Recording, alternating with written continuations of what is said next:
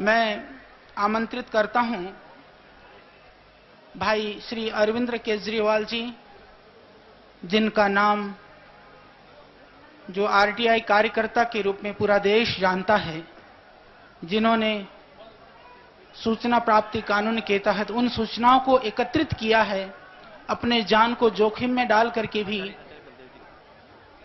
कि यहां पर इस देश के लिए, देशवासियों के लिए कुछ होना चाहिए।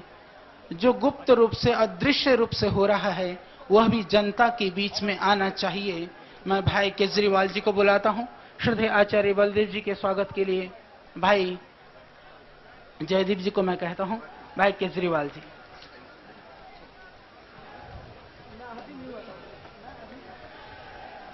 मंच पर आसीन सभी गणमान्य लोग, साधु संत, सबको मेरा सादर प्रणाम।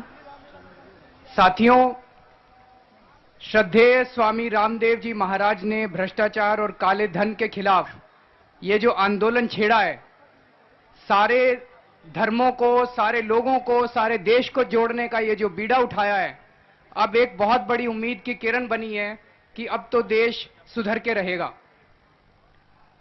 पिछले साल, 2 साल, 3 साल से एक के बाद एक देश में भ्रष्टाचार के बड़े बड़े कांड सुनने को मिले हैं, देखने को मिले हैं।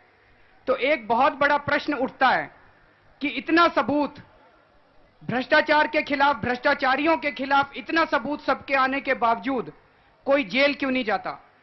ऐसा क्यों होता है कि सबको पता है कि इसने इतने पैसे की चोरी की, इसके बावजूद कोई जेल नहीं जाता?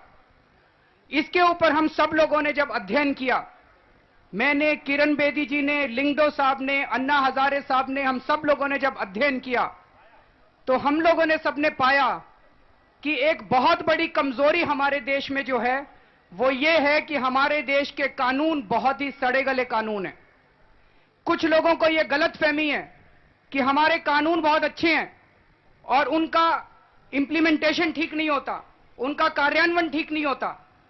आज आप जब यहां से जाएं तो अपने मन से ये निकाल दें कि हमारे देश के कानून अच्छे हैं। हमारे देश के कानून इतने सड़े गले हैं कि ये कानून भ्रष्टाचारियों को सजा देने के लिए नहीं है, भ्रष्टाचारियों को बचाने के लिए बने हुए हैं। और यही एक बहुत बड़ा कारण है कि इतना सबूत पब्लिक में होते हुए भी कोई जेल नहीं जाता। मैं आपको एक छोटा सा उदाहरण देना चाहूंगा। अभी कुछ दिन पहले हम सब लोगों ने अखबारों में पढ़ा कि विनायक सेन को आजीवन कारावास हुआ। उनको किस वजह से आजीवन कारावास हुआ? उनको राजद्रोह के ऊपर उनके खिलाफ ये चार्ज है कि उन्होंने राजद्रोह किया, उन्होंने सेडिशन किया। ये राजद्रोह क्या होता है? ये आईपीसी की धारा 124 के तहत राजद्रोह क्या है, इसकी परिभाषा लिखी है।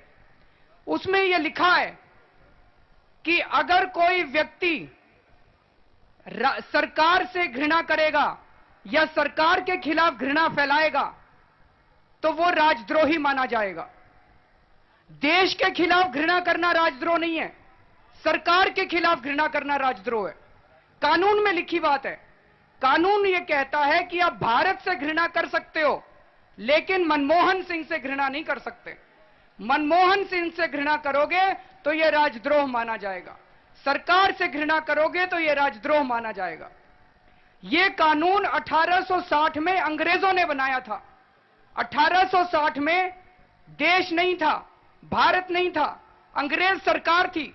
और उस अंग्रेज सरकार का एक ही मकसद था, उनका मकसद था हमारे देश को लूटना, हमारे देश को इकोनॉमिकली लूटना। उस वक्त जो यह कानून बना, इस पूरे कानून को आप उठा के देख लीजिए, भारत को लूटना राजद्रोह नहीं है, लेकिन उस लूट के खिलाफ नफरत करना राजद्रोह है। तो जब अंग्रेजों ने यह कानून बनाया तो यह समझ में आता है कि अंग्रेजों का मकसद तो लूटना था, और जो अंग्रेजों के खिलाफ नफरत करता था वो राजद्रोही करार दिया जाता था। लेकिन दुर्भाग्य की बात यह है कि आज 2011 में भी यही कानून चलता आ रहा है। हमारे देश में ए राजा 2 लाख करोड़ लेके भाग गया, यह राजद्रोह नहीं है। 2 लाख करोड़ रुपए का मतलब हमारे देश का टोटल बजट 7 लाख करोड़ रुपया है। एक आदमी हमारे देश का 25% बजट लेके भाग गया, ये राजद्रोह नहीं है। ये क्या है? ये भ्रष्टाचार है। भ्रष्टाचार का मतलब कि अगर एक टीटी 1000 रुपए की रिश्वत ले ले तो उसको भी उतनी सजा मिलेगी और राजा को भी उतनी सजा मिलेगी। तो राजा ने जो 2 लाख करोड़ रुपए का नुकसान पहुंचाया, ये राजद्रोह नहीं है, लेकिन उसके खिलाफ नफरत करना राजद्रोह है। तो हम कई लोगों ने प्रधानमंत्री को चिट्ठी लिखी। हमने कहा कि हम केंद्र सरकार से तहे दिल से नफरत करते हैं, हम छत्तीसगढ़ सरकार से तहे दिल से नफरत करते हैं, हम कई राज्य सरकारों से तहे दिल से नफरत करते हैं, लेकिन हम भारत से प्यार करते हैं, हम भारत के रहने वाले लोगों से प्यार करते हैं। तो हम तो राजद्रोही हो गए, हमने तो राजद्रोह कर दिया। तो अब हमें कैद कर लीजिए, हमें भी आजीवन कारावास दे दीजिए।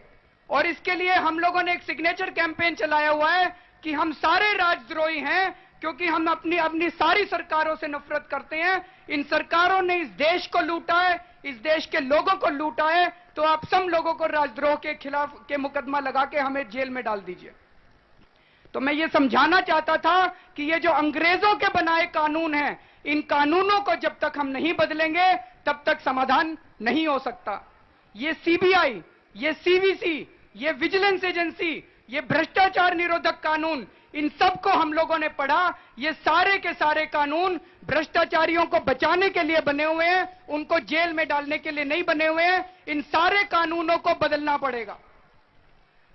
इसके लिए हम लोगों ने बाबा रामदेव जी के आशीर्वाद से एक कानून बनाया, लोकपाल बिल, जन लोकपाल बिल। इसी रामलीला मैदान में 30 जनवरी को एक बहुत बड़ी रैली हुई थी और हमने सरकार को लिखा था। 1 दिसंबर को एक चिट्ठी भेजी थी प्रधानमंत्री को। उस चिट्ठी के ऊपर बाबा रामदेव जी के दस्तखत हैं, श्री श्री रविशंकर के दस्तखत हैं, किरण बेदी के दस्तखत हैं, अन्ना हजारे के दस्तखत हैं, स्वामी रग्निवेश जी के दस्तखत हैं। इन सब लोगों ने दस्तखत लिख के मनमोहन सिंह को कहा था कि भ्रष्टाचार के खिलाफ इस कानून को लागू करो, जिस कानून को इस देश की महान हस्तियों ने बनाया है। इस कानून को बनाने में जस्टिस संतोष हेगड़े, किरण बेदी, प्रशांत भूषण, शांति भूषण, ऐसे बड़े बड़े लोगों ने इस कानून को बनाया और यह कानून प्रधानमंत्री को भेजा। और प्रधानमंत्री के यहां से 3 महीने हो गए, जवाब तक नहीं आया कि हमें कानून की कॉपी मिल गई है। तो वो ये कानून लागू नहीं करने वाले। क्यों? क्योंकि ये कानून कहता है कि अगर कोई भी व्यक्ति, भारत का कोई भी नागरिक लोकपाल के पास जाके शिकायत करेगा तो उसके अंदर 6 महीने से 1 साल के अंदर उसकी तहकीकात होगी। अगले 1 साल के अंदर उसको जेल भेजा जाएगा, उसको आजीवन कारावास दी जाएगी, उसकी संपत्ति जब्त की जाएगी और उसको नौकरी से निकाला जाएगा। आप कई गांवों से आए हैं, गांवों में आपने देखा होगा पंचायत के कामों में भ्रष्टाचार होता है। राशन कार्ड बनवाने जाते हैं, वो रिश्वत मांगता है, लेकिन कहां जाएं, किसके पास जाएं? उन्हीं लोगों के पास जाके शिकायत करनी पड़ती है जो डाकू हैं और जो चोर हैं। वो आपकी शिकायत पे कैसे गौर कर सकते हैं? तो हमें एक ऐसा कानून चाहिए जहां पे एक आम आदमी जाके भ्रष्टाचार की शिकायत करे और उस शिकायत पर 6 महीने के अंदर कार्रवाई हो और 1 साल के अंदर भ्रष्टाचारियों को जेल भेजा जाए। ऐसे जन लोकपाल को जो इस देश की महान हस्तियों ने बनाया है, इस कानून को लागू करवाने के लिए हम सब लोगों ने इंडिया अगेंस्ट करप्शन, भ्रष्टाचार के खिलाफ जन विरोध नाम से, जनयुद्ध नाम से एक मुहिम चालू की है। स्वामी रामदेव जी की लीडरशिप में, अन्ना हजारे साहब की लीडरशिप में आप सब लोगों से निवेदन है, अन्ना हजारे साहब 5 अप्रैल को आमरण अनशन पर बैठ रहे हैं दिल्ली आके। वो आमरण अनशन इसलिए कर रहे हैं ताकि हमारे देश के लोगों को, हमारे बच्चों को एक सुनहरी भविष्य मिल सके और सरकार भ्रष्टाचार के खिलाफ सख्त कानून लागू करने के लिए वचनबद्ध हो। मेरी आप सब लोगों से गुजारिश है कि 5 अप्रैल को सब लोग 1 दिन, 2 दिन, 3 दिन, जितने दिन हो सके अन्ना हजारे साहब के साथ हम लोग भी उपवास करेंगे। कम से कम 1 दिन के लिए 5 अप्रैल को सब लोग उपवास करें। हमारा किसी पॉलिटिकल पार्टी से कोई, हम किसी के खिलाफ नहीं है, हम किसी नेता के खिलाफ नहीं है, हम भ्रष्टाचार के खिलाफ हैं और हम चाहते हैं कि ये जो बाबा रामदेव जी ने मुहिम चालू की है, अंत में इस देश से भ्रष्टाचार समाप्त हो। बहुत बहुत शुक्रिया।